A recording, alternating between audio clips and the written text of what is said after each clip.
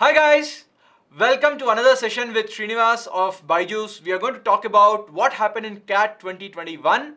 We are going to look at the three slots of CAT 2021. We are going to look at all the three sections in each one of the three slots, and then we're going to look at what scores and what percentiles were achieved by the students. Basically, what score led to what kind of a percentile. Now, all this will help you understand what is in store for you for CAT 22. For those of you who are preparing for 22, this particular analysis should be telling you how many questions are you supposed to attempt on an average. Obviously, depending upon the difficulty level, the plus or minus will happen, but you'll get a broad idea on what is the number of questions that a good student is supposed to attempt, how many questions you need to get a 99 percentile, at a 90 percentile, or an 80 percentile, right? So that's what we have in store. Before we move ahead, if you guys like you like such sessions happening in the evening or whatever time we conduct, please click on the notification button. If you are not already subscribed to channel, please click on the subscribe button so that you keep getting notifications about the various topics that we conduct. In fact, we do almost 2 to 3 sessions a week, probably more than that, right? We have a lot of sessions coming up on GDPI for the CAT 21 students. We have a lot of sessions planned for the CAT 22 students also. So if you want to be updated on this, please click on the notification button. Right, so let's go ahead guys. Let's take a look at what happened in actually the CAT 2021. Right, so when you're looking at CAT 21, obviously you know that there are 3 sections: VARC, DILR, Quant. For those of you who are very new to CAT preparation, please understand that the 3 sections are always in the same order. You cannot change the order. The first section that opens up in CAT when the exam starts is English, or you call it as VARC, which is verbal ability and reading comprehension. The second section, always, you can't change it, is your data interpretation and logical reasoning. And the third section, again, which is left out and you cannot change the order, is your quant. Okay, so typically this is what happens, whether you like it or not, this is how it is. And thankfully the CAT people who conduct the exam have not changed the pattern, at least the order of the sections, for quite so many years. In fact, if I remember it correctly, almost about 8-10 years this has been the order of sections. Yes, the number of questions have been changed simply because of the pandemic.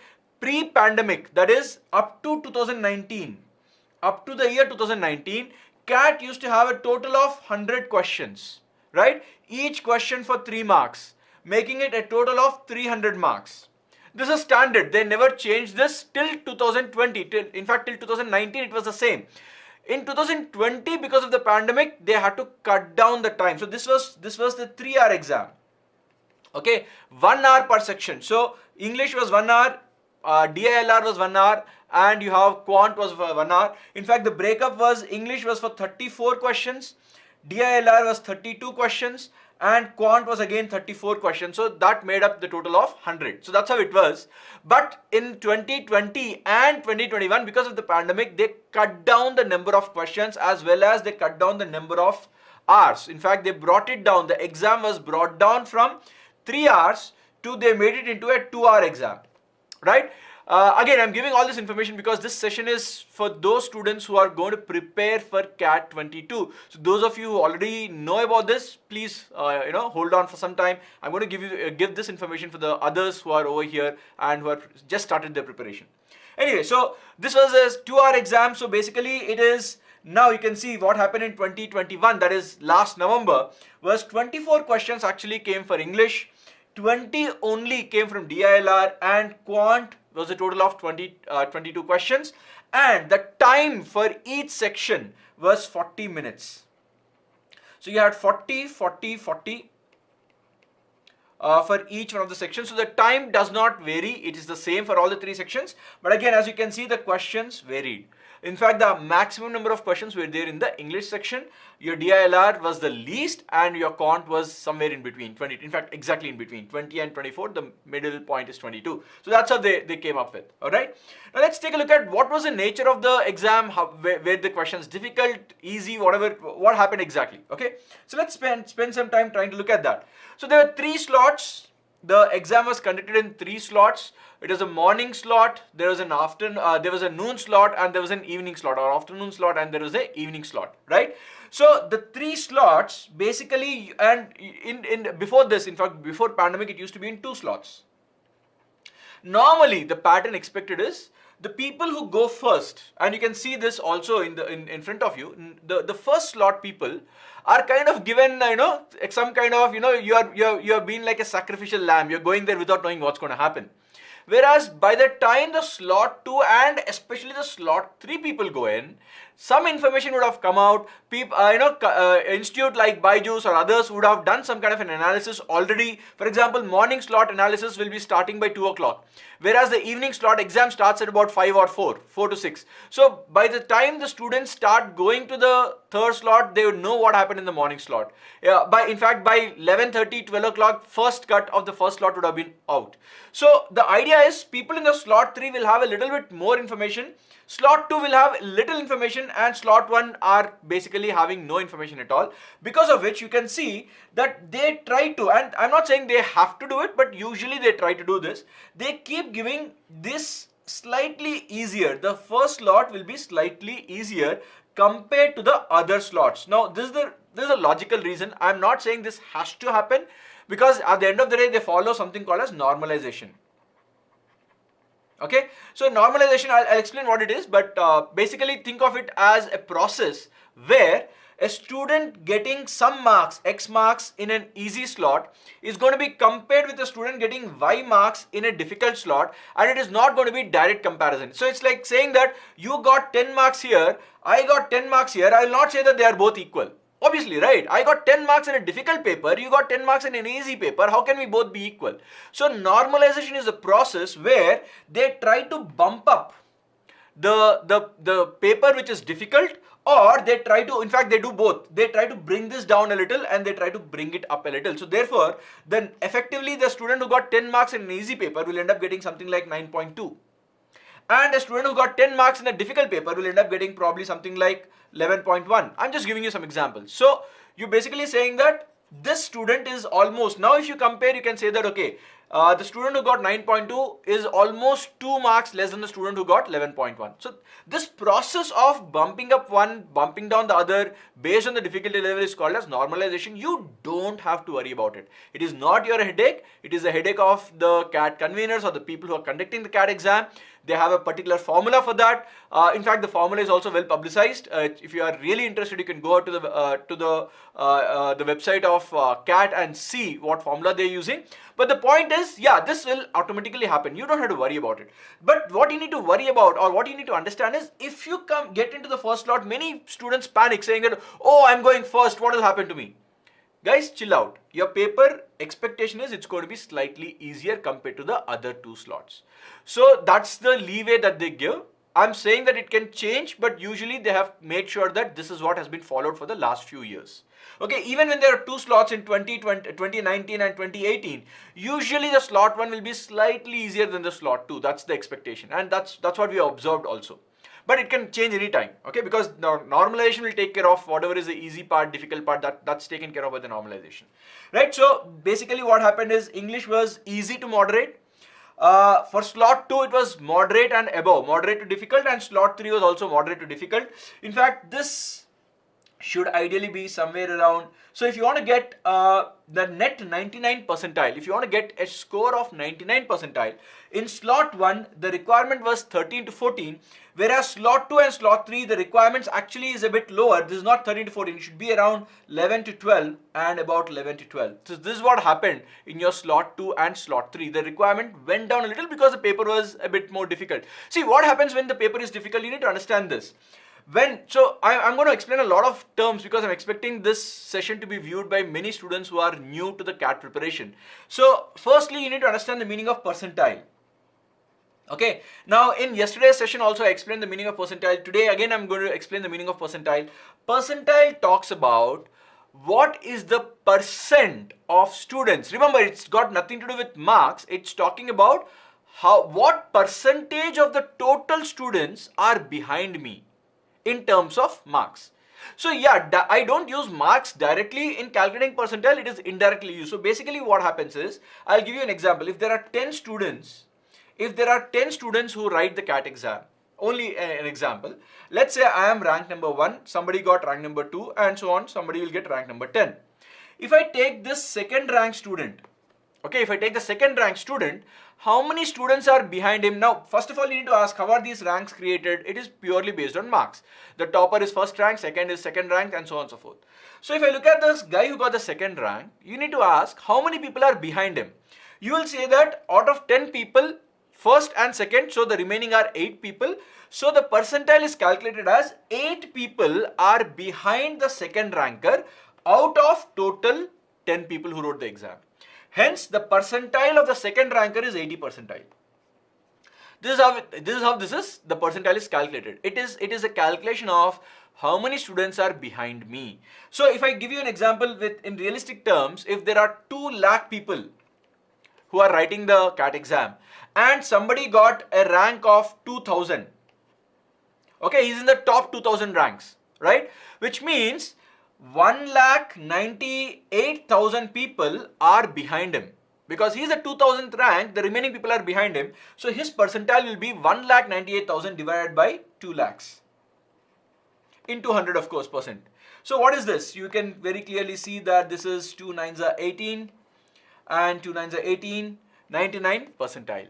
So that's how the student ends up getting a 99 percentile. And that's basically the meaning of percentile. So now, once you understood the meaning of percentile, what we need to understand is, why will the 99 percentile for an easy paper will require 13 to 14, whereas here it will be about 11 to 12 questions only.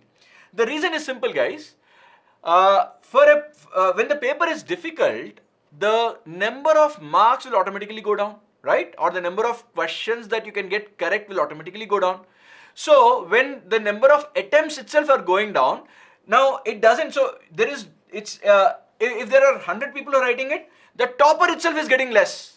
If the topper itself is getting less, everybody else will be getting less, right? So thereby you can say that the scores will actually go down for the same percentile, Similarly, you can take a look at what happened here. DI and LR, 20 questions, it was moderate or easy to moderate in your morning slot, whereas in the other 2 slots it was a little bit difficult, and that is also shown in the number of questions visible. So you can see that slot 1 had 9 to 10 questions that you need to get correct. 9 to 10 questions means around 27 to 30 marks for you to get a 99 percentile in DILR. Whereas when it comes to the afternoon and evening slots, the requirement was 30 to 33. So the student, because it was easy, right? The students, in fact, I think this went for a toss. Okay, my bad. This was moderate. Yeah, actually, okay, here there's a small change. You can see LR was actually difficult, whereas these 2 were slightly easier. So 10 to 11. So here it is actually reverse. 10 to 11 is 30 to 33 marks. Whereas here also it is 30 to 33. The reason why this is happening is, you can see this is moderate level, whereas in the morning slot it was actually a bit more difficult. It was not easy and difficult, it was difficult in the morning, and the other 2 slots were slightly little bit easier relatively. Hence you can see that morning the requirement went down, whereas the evening and the afternoon slots the score went up. Similarly, you can see what happened in your quant also. Quant was again easy in the morning slot and moderate and difficult in the evening slot, so that thereby the number of questions required are shown over here. Now what you need to understand, that's just the explanation, but the takeaway from this entire table is, if you want to get this 99 percentile, you need to get somewhere around 31 to 32 questions correct. 31 to 32 questions correct out of the total 66 which came. So you're looking at a 50% or more than 50% hit rate. More than 50% of the questions should be correct for you.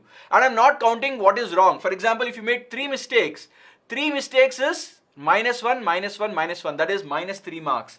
So to compensate for these 3 mistakes, you should get at least 1 correct. 1 question correct, which means this 1 question will give you 3 marks. So I'm only counting about 31 to 32 basically the questions which are net correct. Net correct means you cannot attempt only 31 and say that okay, I'll get a 99 percentile, because nobody is 100% accurate. So ideally it should be talking about somewhere around 36 to 38 attempts, or probably depending upon your accuracy 40 attempts also, 38 to 36 to 38 to probably about 40 attempts, and you end up getting 33 corrects or 34 corrects and about 6 wrongs. So that's typically what you need, which means you should be in a position to answer 2/3 of the paper, almost 2/3 of the paper. Now this cannot happen without proper preparation. You need to understand this. Many of you might think that if I start in the month of May or April, it's going to become, I can solve the paper.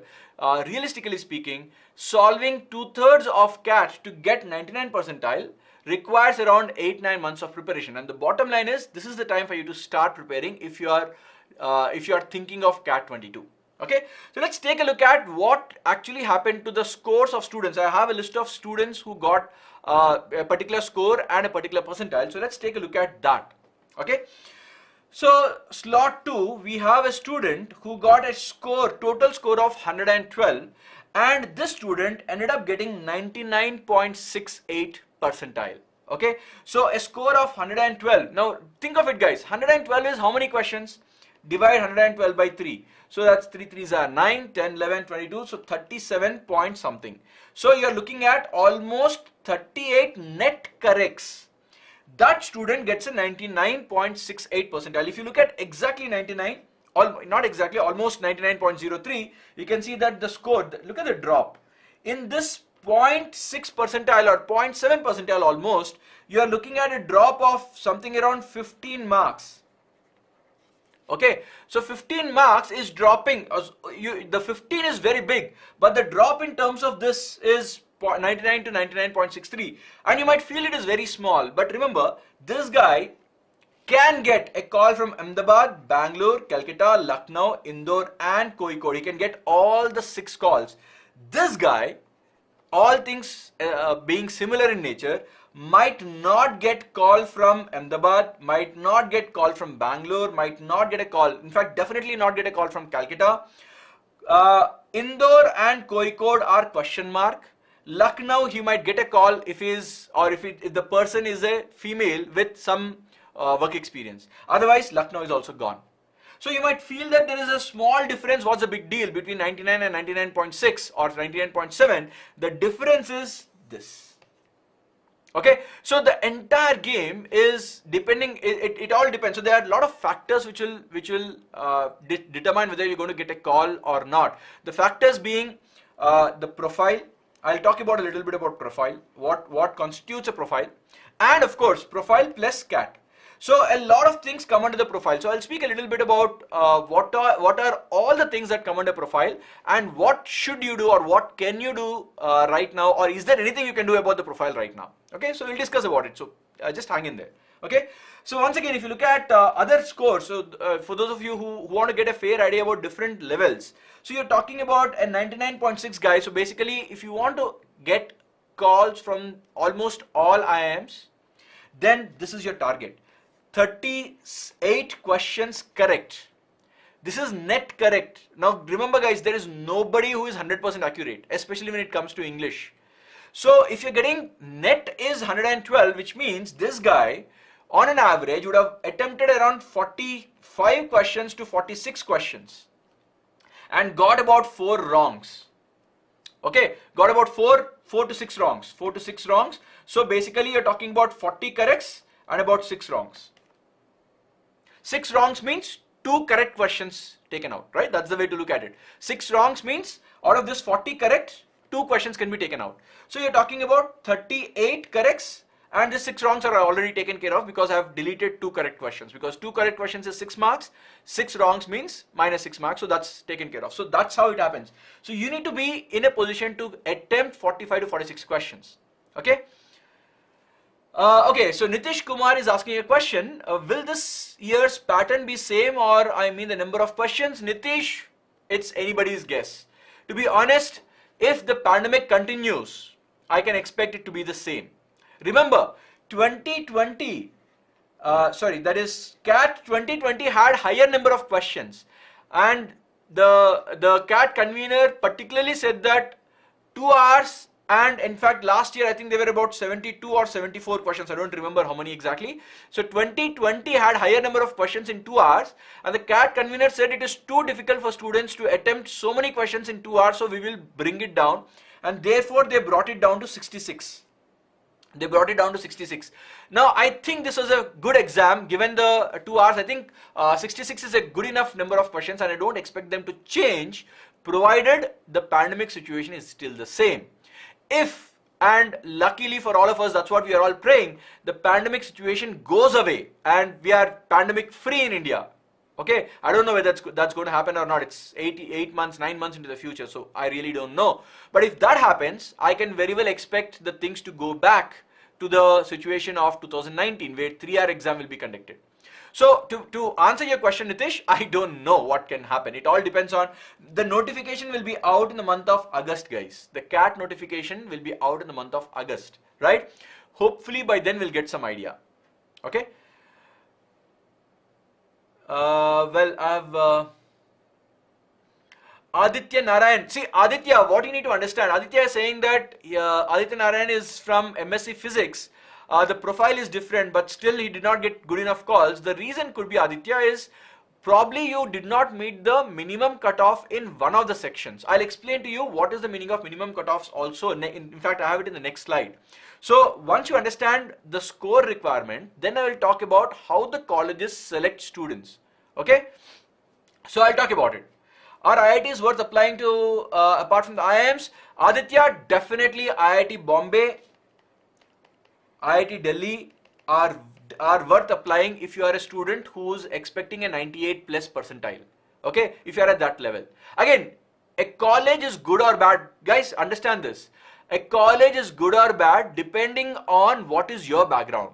Somebody might say that even I am Ahmedabad. In fact, I remember in the last 2-3 years, I have advised few students to not even get into IIM Ahmedabad, but rather get into a Stanford or a Harvard. It all depends on what is it that the student is currently doing and what are the prospects that he can get.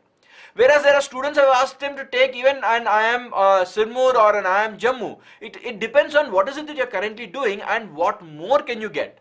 So you need to give me a profile, Aditya. Without that I can't say whether it is good or bad, but yeah, in general, IIT Bombay and IIT Delhi are in the top 15-16 colleges in the country. There's no doubt about it. So yes, that's an answer.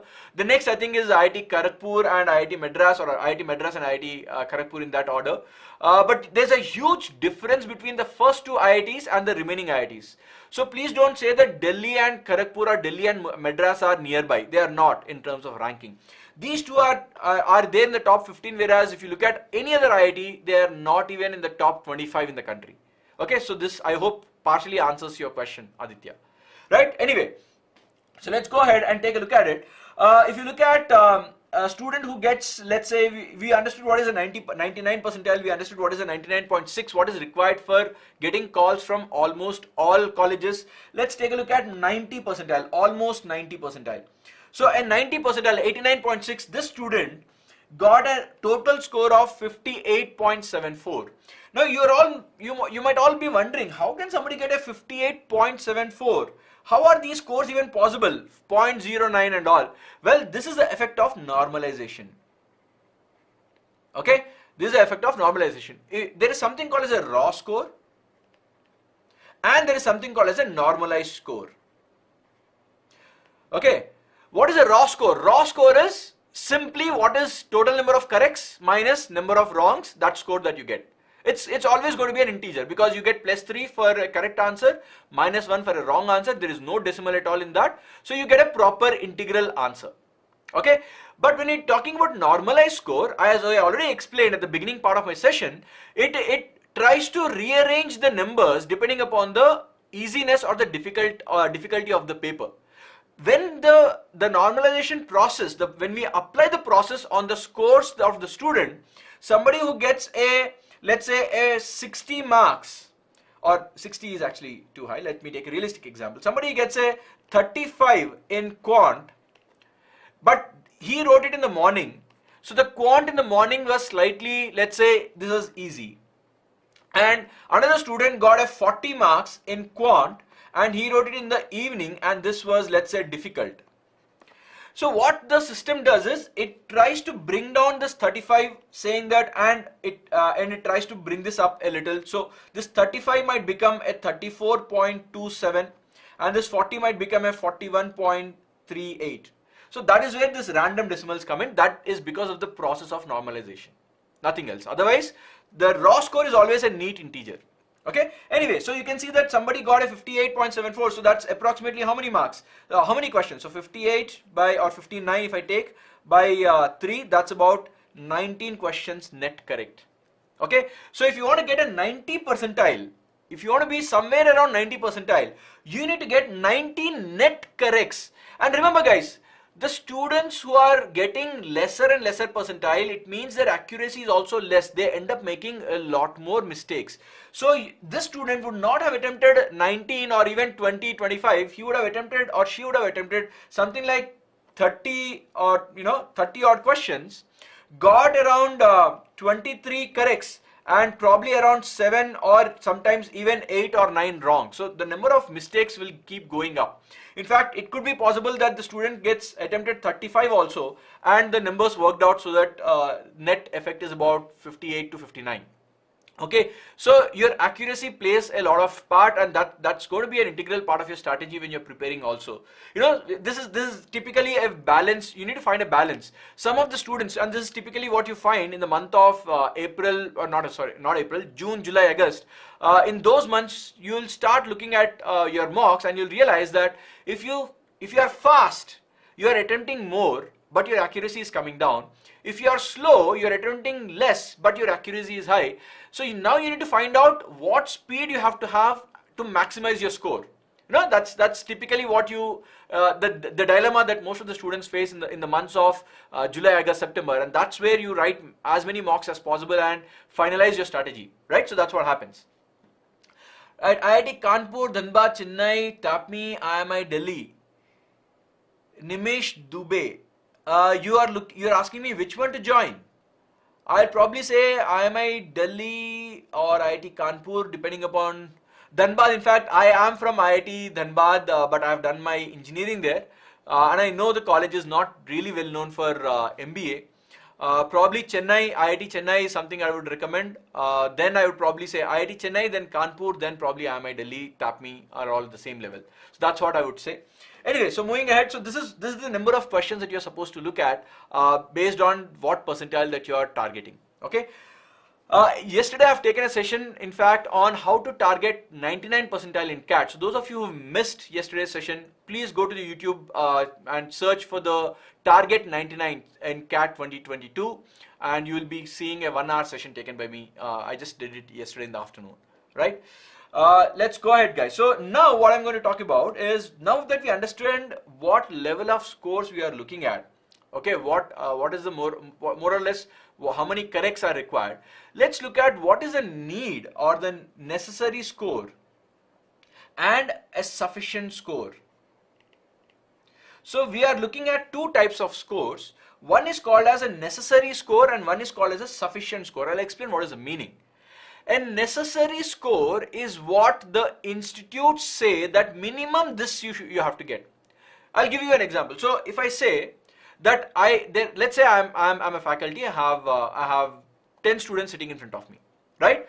And you all write an exam, and I will say that the top students will be selected to go to the district level competition.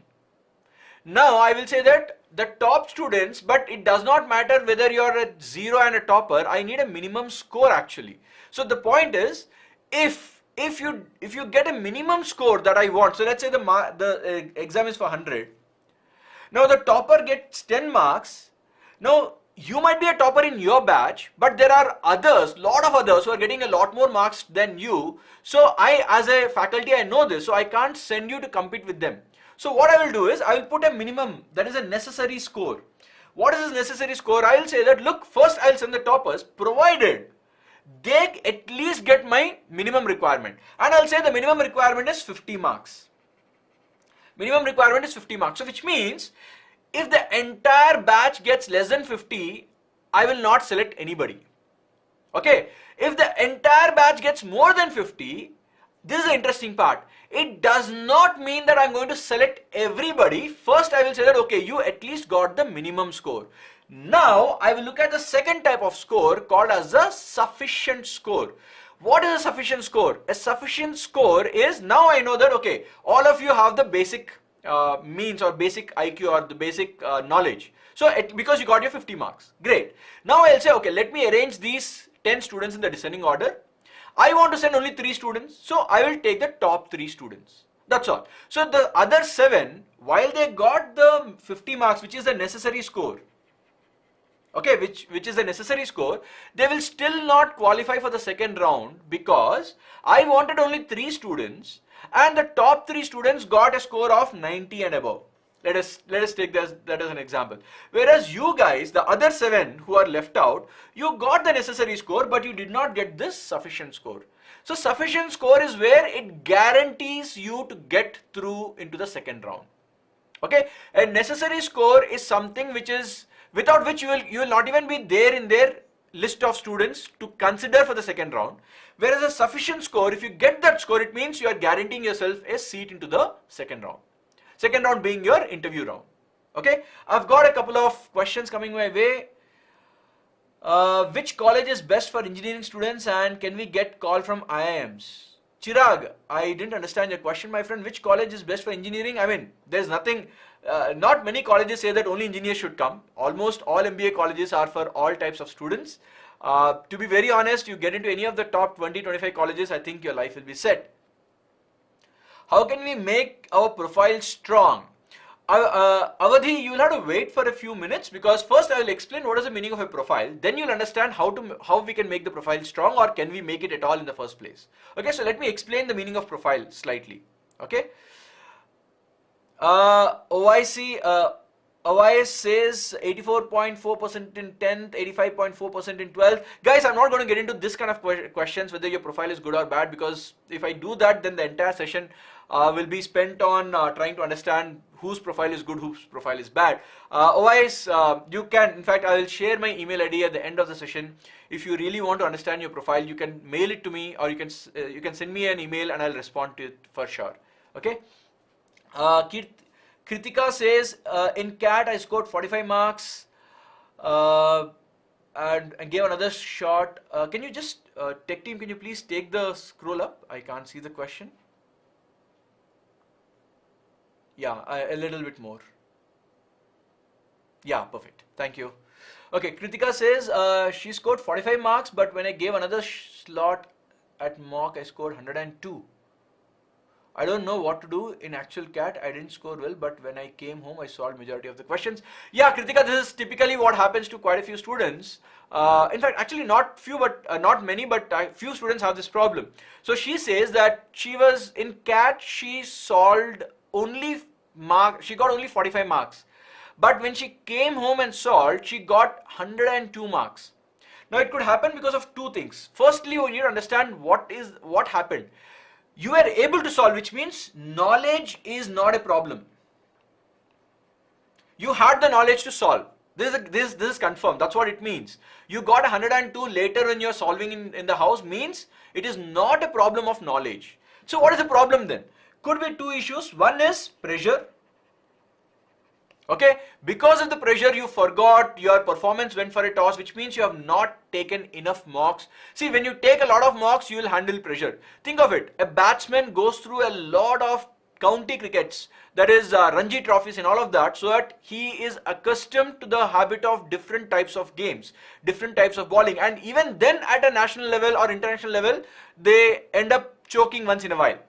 So the point is, if you have enough practice, you might perform better in the final or the actual match that way, right? Similarly, if you don't have enough, it could be a great batsman, but if you don't have enough practice and you go there directly into an international match, first of all, you'll not be sent, but by chance, if you have gone there, your performance might not be the best. So that could be one of the reasons. There's too much of pressure and you haven't handled this pressure situations. So it is because of which, while you had all the knowledge to solve, you could not put it to use. The second issue, again it's to do with mocks only, is you are slow. So you had the knowledge, but you took, or you end up taking a lot more time, because of which you are able to solve. Now this is not about pressure. Second one is not about pressure, it's about your speed. Right? You are not able to solve enough questions because you did not practice enough. So you are very slow in solving. Again, this only goes out by, solving as many questions as you can, improving your calculation speeds, improving your speed of thinking, being more familiar with the questions and things like that. So these are the two reasons why you could have got more marks after coming back home, but in the exam you're not been able to solve. And this is something which many students find during the course of the preparation. In fact, a lot of students come back and say, sir, my mock scores are bad, but after the mock I end up getting the answers. So one thing you can be sure of is, it's not the problem of your knowledge. It's either the problem of your speed or the problem of your pressure. Because of the pressure, what happens is you end up forgetting simple formulae, you end up forgetting simple concepts, and then once the pressure is off, everything comes back rushing to your mind. Could be a reason, Kritika. Anyway guys, so let's go ahead and let's look at, now you understood what is the meaning of necessary and sufficient scores. I will talk about what is it officially that the various institutes say should be a necessary score for them, which means if you don't get this necessary score, you will definitely not get the call from them. Okay, so let's take a look at it. So these are again percentiles. Yeah. Yes. So minimum scores, cutoff scores for the colleges. So if you're looking at Ahmedabad, Bangalore, so on the website they themselves, this is for general category. I have for other OBC and SC, ST also coming up next. So I'm starting with general category. So Ahmedabad says that you need to get minimum 70, 70, 70 everywhere, and overall minimum should be 80. So think of it, a student gets 75 percentile in the first section, 80 percentile in the second section, general category student, and 90 percentile in the third section. Overall the student gets, let's say, 92 percentile. Now obviously the student will not get a call. The reason is they are saying that this is necessary, this is not sufficient. In fact, sufficient condition nobody says. Sufficient condition is, it is basically deduced by looking at what happened in the previous years. Normally, based on our expectation, we see that Ahmedabad gives a call up to 99.6 percentile. Very few general category engineers especially get a call less than 99.6. Okay, but yeah, there have been instances where if you are a general category and if you are from, let's say, a BSc background or a CA background or something like that, this could go down to a 98 or a 99 percentile also. It could go a little bit lesser if you are a female and so on and so forth. But for a general category, male and engineer, we don't expect a call less than 99.6. But they don't publish this on the website. This is called as a sufficient score.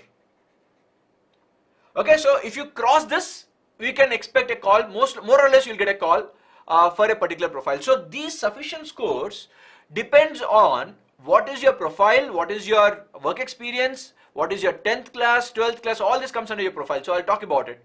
And we will see what is the actual sufficient scores that we have calculated over the previous years for various students. Okay, but if you look at Bangalore, Bangalore again says I need minimum 80, 75, 75 and 85. Now one thing to be kept in mind, guys, you need to clear this minimum cutoff everywhere. So I'll give you an example. If a student gets, let's say for Bangalore, I am Bangalore, a student gave CAT exam and got 90 percentile in the English section, and he got 99.8 percentile in the second and 99.9 percentile in the third section. Overall the student gets 99.5 percentile. Now the student can expect a call because while this is low, it is crossing the 80. And the other two are anyway very, very high, and the overall is also quite high. So the student can expect to get a call from a Bangalore. But if this 90 becomes, let's say, 70, 90 becomes 70. Now the problem is, while these two are great and the overall is 99.1 or 99.2 also, he will not get a call because you are not meeting the minimum requirement in one of the sections. If you are not meeting it in one of the sections, you are thrown out. Okay, so that's how the calculations are done for various colleges. Okay, so this is the list of colleges. You can this video is going to be there as recording also going forward, so you can take a screenshot right now. In fact, this is readily available. It's not something that I am putting up on my own. This is readily available on various websites. The only thing that I am doing here is putting all of the data in one screen so that you don't have to open each and every website to search. Okay, so this is all information spoon feeding you in one particular slide. Again, I have few questions coming my way. Let me answer them. Sir, can we come to the agenda of the video? I have been waiting since to know what colleges I can get at a 90.6 percentile. Score versus percentile. No, Shashank, that particular topic is not for today. In fact, we are talking about what scores and what percentiles are there. We are not talking about percentile and colleges. That was a separate video. That was a separate session, Shashank. I think you would have missed that. We have done that long time back. The percentile with college, that has already been done. Anyway, but yeah, so going forward, so this is what you have for SC and ST category students. Once again, you have minimum requirements over here. Okay, and another Shashank, another thing about the session today is this is for students for the next year's CAT. Typically, at students who are at 2022, so they get to know what level they have to prepare for. Okay. You apply to IRMA. IRMA you will get, so okay, good Shashank, you have made my job easier. I can tell you what all calls you can get at the percentile that you have mentioned. You will get IRMA, you will get IMI, 4A, IMT, Ghaziabad you will not get. TAPMI you might get, MICA you will get. I am Vellore and you already, I am Visakhapatnam you already got, I am BG you got, waiting for SNAP results. Please suggest some IITs. Shashank, at your 90.6, assuming that you are a general category student, you can get a call from Kanpur, but anything Delhi, Bombay are ruled out. Even I think Chennai, Madras is ruled out. IIT Madras is ruled out. Okay, you can apply for Kharagpur or Kanpur. You might end up getting a call there at 90 percentile. Again, but definitely the top 3 IITs will not be there. Okay, I hope I answered your question. IRMA, IMI, 4A, you will get TAPMI and MICA also you might get. You will not get IMT Ghaziabad because usually IMT Ghaziabad does not go to as low as 90 percentile. Okay. Okay, now I'm getting questions. Why is there a disparity between IIMs themselves? Aditya Narayan is asking, why is there a disparity between IIMs themselves? Aren't they supposed to standardize education as their fee structures are similar? Even their cutoffs are not the same. Great. Aditya, now do you agree that Ahmedabad, Bangalore and Calcutta are far superior, at least if not far superior, at least superior to, let's say, an Indore and a Kozhikode, right? So if that is the case, then the best of the students want to go into the top 3 universities compared to a Lucknow, Indore, Kozhikode. So now if everybody wants to come to me, I'm Ahmedabad, what can I do? I will have to put my own criteria. I will have to put my own, what I feel should be a student coming into my institute, and therefore my criteria will be different from what Bangalore thinks, what Calcutta thinks. So remember, they are institutions headed by different people, and people's way of thinking is not the same.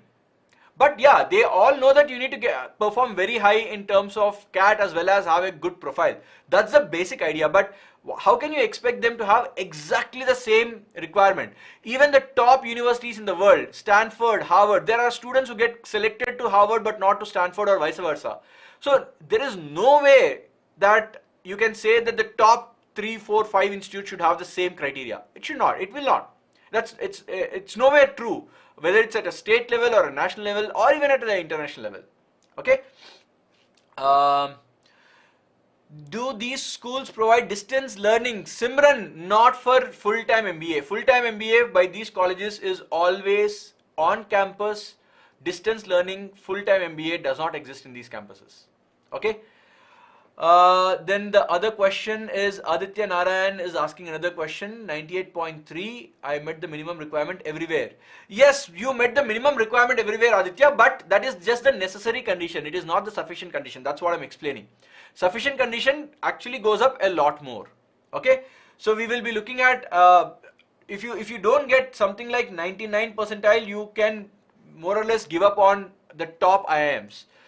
In fact, even at 99 percentile, depending upon your profile, you will not get a call from Ahmedabad, Bangalore, Calcutta. Probably a Kozhikode can give you a call depending upon your profile, and Indore could give you a call depending upon your profile, and so Lucknow also could give you a call depending upon your profile. Okay, right. So let's move ahead, guys. So this is again for EWS category and NCOBC. Again, I'm not going to waste too much of time speaking about it. You can take a screenshot over here and take these data points if they are necessary. I just explained one screen. The remaining is more or less repetitive. But what we are now going to do is few colleges which are interesting, and these are so the IIMs are done. So again, these are the new IIMs: Shillong, Rohtak, Amritsar, Visakhapatnam. Again, general category. So I'm just going to, I'll just keep 5 seconds, 10 seconds for each one of these screens so that you can take a shot if you feel you belong to this category and you need to take a screenshot of this. We have again the same minimum cutoffs over here: EWS category, NCOBC category. Then we have a bunch of baby IIMs. So it's a bunch of new IIMs, and then there is a baby IIM or baby IIMs. So new IIMs are the ones, these are Raipur, Trichy, Udaipur, Ranchi, Kashipur. These are the new IIMs. And the other IIMs like Jammu, Amritsar, they are called as the baby IIMs. So there are about 6 IIMs which are called as new IIMs and about 7 IIMs which are called as the baby IIMs, and the 6 IIMs which are the old. So Shillong is the only IIM which is somewhere in between. Okay, it is neither called the old IIM nor actually called as a new IIM or a baby IIM, because Shillong started way before these and it started way after the old 6 IIMs. So it is hanging somewhere in between. Okay, so that's where it is. Right. Well, the categories for SC and ST, please take a screenshot if you need to understand this, or if you belong to this category, please take a screenshot. I'm putting all of these data points in one screen so that it helps you guys in understanding what is required, what do you need to prepare for. Similarly, EWS category and NCOBC for a different set of colleges going forward. Okay, I'm just going through this data points, guys, because I'm not going to add too much of value by repeating the points which are already there. So this is just for your information. Okay. Okay. Now here there's one college which I want to talk about, IIT Bombay. And IIT Bombay happens to be, and I'm going to give you a little bit of input about IIT Bombay. IIT Bombay is considered to be one of the very good institutes for MBA also. Obviously it's in the top for IIT for engineering, there's no doubt. But even for MBA, the MBA from this institute is considered to be pretty good. They have a small batch size of 120 students, but the placements are awesome, right? And usually the cutoffs for IIT Bombay go as high as 99 and above. Okay, they go 98.8, 99, and in fact it goes above 99 also, most of the cases. Okay, so IIT Bombay, those of you who are not sure of, it is worth applying to. And if I remember it correctly, the deadline for IIT Bombay is not yet over. So if you haven't applied to IIT Bombay yet, please go ahead and apply to IIT Bombay if you are in that 99 plus percentile score. Okay. Then let's take a look at FMS. Now FMS, I have not given any minimum requirement because they did not speak about it. However, you will end up getting a call at so there is only a sufficient requirement, sufficient condition here, and this is actually more or less every year this number remains the same. You will get a call from FMS if you get somewhere close to 98.8 plus. Now FMS, I don't know how many of you know, it's one of it, I would at least put it in the top 5 in the country. One of the cheapest colleges in terms of education. I mean, for you to understand, the other IIMs, the top IIMs gives you an average package of about 28 lakhs or 27 lakhs, and the fees, so this is your pay, and your fee is somewhere close to 23 lakhs. FMS gives you almost similar kind of pay. If not 28, it will give you 26, 25 lakhs as average pay. But the beauty is the fees for FMS is not more than 70 or I think 80,000. Now they increased it a little bit. 80,000 for 2 years. Okay. So you can't even compare on the fees front for FMS versus the other IIMs. That's one of the reasons why a lot of students opt for FMS, because the pay package is comparable to the top IIMs, but the fee is like a small fraction of the cost that the IIMs charge. So that's one of the reasons why it is rated very, very high. It's at par with a Lucknow or an XLRI out there. Okay, SP Jain is a private institute. Again, SP Jain gives you a call at somewhere around 90. It gives you a call at somewhere around 98.8 plus. Again, almost same 98.5, 98.6. You end up getting a CAT call.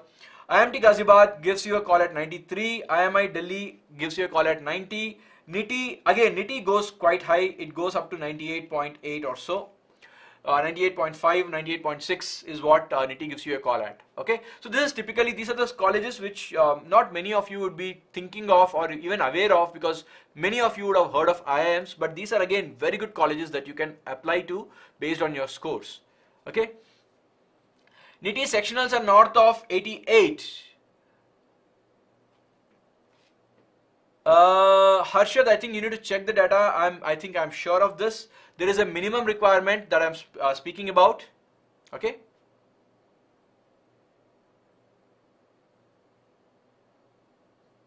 No, these are not sure shot. You can't get a confirmed call. See guys, if you get this, there is no guarantee. It is a minimum requirement. I keep explaining this. This is necessary. It is not sufficient. Okay, necessary means if you don't get this, they will just throw you out without even looking at anything else. So I'll explain the process. I explained this in the yesterday's session also. So think of 2 lakh people who write an exam like CAT. So what they do is they first filter out the people who meet this requirement. So when I filter out these people, so let's say I'm taking the example of NITI. So if I filter out the students, I will be getting something like probably 15,000 students or 20,000 students only who match this criteria. I'm just taking it as an example. Okay, so 20,000 students who match this criteria, remaining I will not even look at them. They are gone. Now in this 20,000, I will not call everybody. Now I'll say, okay, I have 20,000 students. How many do I want to interview? Because I have, let's say, 400 seats. Now historically, the college knows that, okay, for 400 seats for me to fill, I have to finally interview something like 3,000 students or 5,000 students. That base is based on their experience, because when I interview 4,000 or 5,000 students, I might get probably 1,000 students that I want to take. I'll give calls and probably 200 or 150 might not join.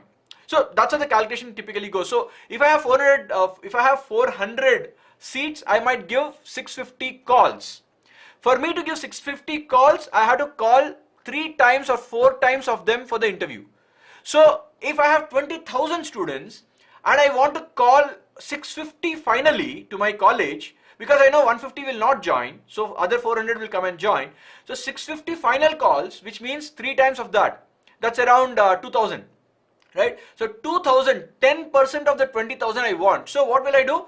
I will sort these 20,000 students, because these 20,000 students met my criteria.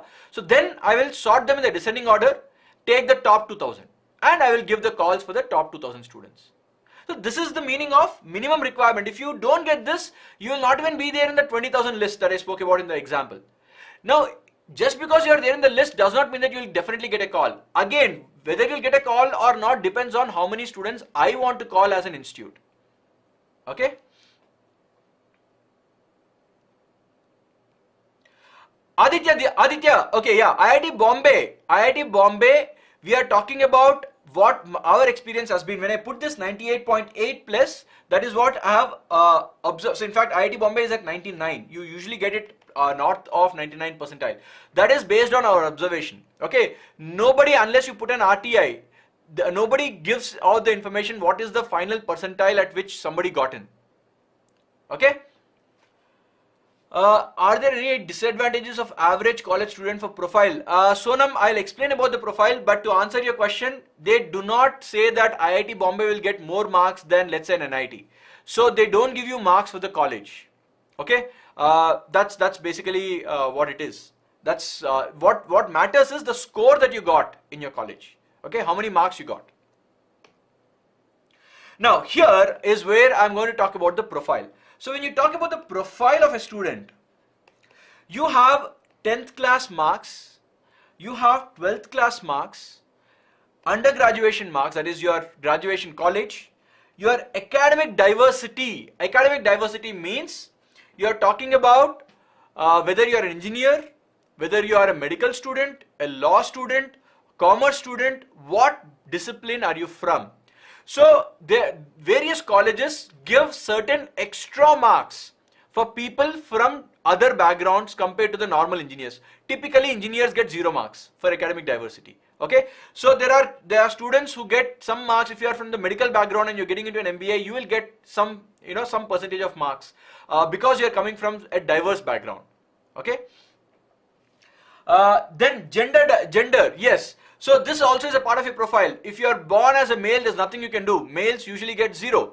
If you're born as a female, depending upon college to college, you can get 4% to probably about 6% also as extra marks. Okay, so all these, and work experience. Okay, how many months or years of work experience? Now again, it does not matter whether you worked in an investment bank as a analyst or you worked as a coder in Infosys. What matters is the months that you have worked. Okay, it is the company name does not matter. Similarly, your college name does not matter, whereas your school name also does not matter. What matters is which board did you pass from and what score you got. Okay, so these things together is called as the profile. Now, I said I'll discuss a little bit about the profile. So what I want to say here is which areas of the profile can actually matter to you right now. This will not matter to you, or rather, the way let's not call it as mattering, it will not matter to you. This is not in your control. You can't do anything about it. 10th is over, whatever score you got, you got. You can't change it. Same thing over here. Now, for those of you who are working, this is not under your control. For those of you who are in your second year or third year, guys, take it very seriously. Your graduation scores matter a lot. So please don't say that I'll get a high score in CAT and I'll get my calls. It is not like that anymore. Okay, today, if you want to get a call from some of the top colleges, your graduation score plays a role. Academic diversity is not under your control anymore because you have decided to do engineering. You can't change it halfway through. You decided to become a lawyer and now you want to go for an MBA. You are coming from the law profession. You can't change that. So this is again not under your control. This is something which is partially under the control if you are in the campus and still preparing. Otherwise, that's also not under control. Gender, of course, it's not under control. You're born with, you're a man or a woman. Basically, that's done and dusted. So that cannot be changed again. Work experience, if you're a fresher, straight away 0. Depending upon how many months, you might be getting some percentage. So the bottom line is, you cannot do anything about your profile right now. Okay, there is zilch. Nothing that you can do about the profile right now except for UG score. Now you might say that, okay, I'll do an internship, I'll do this, I'll do that. Guys, where will this internship help you? It will help you in the interview phase once you go to the interview. This profile score, I am talking about getting the interview call at all in the first place. Doing an internship or doing a project will not help you get that extra mark for a call for the interview. But yes, if you are interested and you do certain projects or if you are able to do certain internships, probably your interview could be going better. If you did a really good job, the panel might, you know, discuss about it, you are answering it properly and they might be happy about it. That way it will help. But it will not, I repeat, it will not help you. Right now the profile, whatever it is there, it is done. Anything else that you're trying to make sure to get an interview call, you can't change it right now. The only thing that matters is your CAT score. The only thing which is under your control is your CAT score. Okay? Does a national certificate holder get some privilege? What certificate, Avadhi? If you're talking about a CA, yes. But if it is, let's say, an NTSC or something like that, no. At least not in the first phase. In the second phase, once you get an interview call, you might prepare for the interview such that they ask you questions from that area of your expertise and it might help you. Once again, I'm saying, these internships, these projects that you're talking about will help you in the second phase if you get selected for the interview. It will not help you get the interview call in the first place. Okay? Humanities student, Alia, humanities student have a very good chance. In fact, your requirement, okay, I'll give this to you in data point. It's not just about humanities. I had a student who was from Indian Institute of Fashion Technology, IIFT. No, what was that? IIFT, I think we are talking about Bangalore. Okay, you're talking about fashion. This is not the this is a college which is there in Bangalore, and a student from this college typically got a call from Ahmedabad, which is otherwise unheard of. A student from this college, general category, male, got a call at 93 point something percentile. 93 point something percentile, which is impossible for an engineer. You can't even expect, you can't even dream about it as an engineer.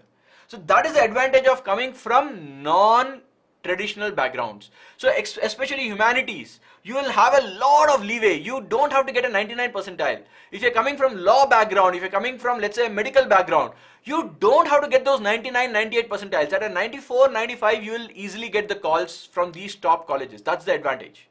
Okay. Aditya says, WorkX is where I lost out on the IIMs. I'm a fresher even though I'm a master's. Are these expectations, are there exceptions they give? WorkX, Aditya, depends on colleges. For example, Indore does not look at your WorkX at all. Similarly, Calcutta does not look at your WorkX at all. Again, there are certain colleges, so that is what I have here. Which colleges consider what parts of the profile? So first I explained that these are the parts of the profile. Okay, but it does not mean that every college looks at all parts. There are certain colleges which look at certain parts. There are certain colleges that look at all parts. So this is the screen which basically tells you. So if you look at Ahmedabad, it does not look at undergraduation score. This year they announced, in fact that is one of the reasons why Ahmedabad results are not yet out for this year. They came out and said that we are not going to look at the college score. Till last year they considered it. This year they are not going to consider the college score. Whereas gender also they are not considering. They are considering WorkX, academic diversity. They are looking at class 10th and class 12th scores in the profile. Okay. If you look at, let's say you look at IIM Raipur, it is looking at all of this. So as I said, there are colleges which are looking at all of them. There are colleges which look at few of them only. If you look at Calcutta, Calcutta also does not give weightage, any weightage. It does not consider the UG score at all. Okay, whereas it does not consider about the gender also. But work experience, in fact, this year I think they introduced work experience. Till last year there was no work experience. Class 10th and class 12th it considers for sure. Okay, so as I said, this is the breakup of which college considers what part of the profile. Now many of you might start wondering, okay, I have a bad 10th class, bad 12th class. Guys, things which are in your control is CAT. Forget about the profile. This is for your information. This is not for you to start getting worried. For example, if you look at XLRI, XLRI starts looking at straight away the exam score. Nothing else. Based on your exam score, you'll get a call, yes or no, that's it. Similarly, if you look at FMS, one of the top colleges, it looks at the CAT score, nothing else. You get a CAT score which is at 99 percentile, you'll get a call from it, otherwise you'll not get a call. So stop worrying about the profile. What you need to focus on is CAT 22 and how do you prepare and get the best out of it. Okay, there are various permutation and combinations for various institutes depending upon certain, some of them are yeses, some of them are no's. That's, you don't want to break your head on it. Whatever happens, they will calculate and tell you whether they're going to give you a call or not. How will it affect your study? It should not affect your study. Okay. Let's take a look at few more colleges for you to understand. Trichy, Udaipur, in fact, most of these new colleges, you can see that they look at all of these. They give weightage to all of them. In fact, if you look at Rohtak, Rohtak says that, okay, I don't look at 10th, I don't look at 12th. In fact, I don't look at any marks at all. What I will look at is academics, academic diversity, gender diversity, and it looks at, okay, there's no WorkX also. So Rohtak looks at only 2. In fact, this is one of the few institutes in the IIMs which look at only 1 or 2 areas. Okay, it looks at academic diversity and gender diversity and nothing else, and of course the CAT score. Okay, so that way we have this entire section over here. So I have another screen which talks about the remaining IIMs. So you can just take a screenshot. Again, I don't want to get into each line and explain what is happening. It's pretty self-explanatory, right? Okay, so we look at other top institutes and their selection criteria which form a part of your CAT. So IIMT Ghaziabad, IIMI Delhi, NITI, SJ, so you're talking about IIT Delhi, IIT Bombay and Delhi, vice versa, IIT Kharagpur, XIB takes CAT score also, and SP Jain. right? So these are some of the good colleges, and this is the criteria that you're going to look at. And yeah, you can take a screenshot of this and see whether which college. So if you are, the way to look at this is, if your 10th is very good, your 12th is very good, and your UG is bad. So look at the colleges which has yes, yes and no. You will get a realistic expectation of, okay, where can I get a call from? Okay, if there are colleges which give yes, yes and yes to all three, and your UG is very bad, there's a problem, right? Because you might not get a call even at a good CAT percentile. So you should also, this will also help you understand what colleges you can apply to when you are writing or when you're preparing for your CAT 2022. Okay, right? So guys, I hope this particular session helped you understand the meaning of percentile, the kind of scores are required that in CAT 21. Extrapolating that, you can expect similar kind of thing in 22, and what is the meaning of a profile, and which colleges basically look at what aspects of the profile. Okay, so if you really like the session, please follow us on all of these channels. We keep conducting a lot of sessions and hope to see you in the next session. Thank you guys.